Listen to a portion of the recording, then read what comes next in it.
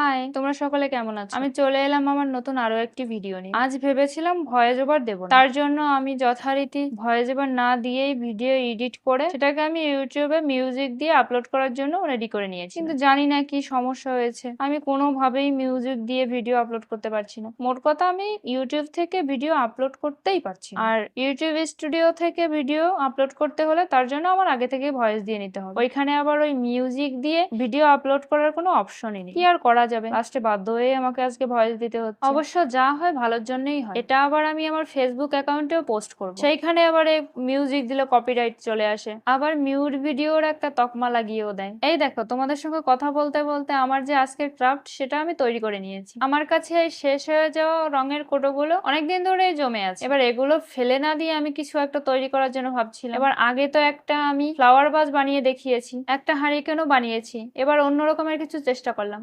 ভিডিওটি ভালো লাগলে অবশ্যই সাবস্ক্রাইব করে আমার সঙ্গে থাকবে। ধন্যবাদ।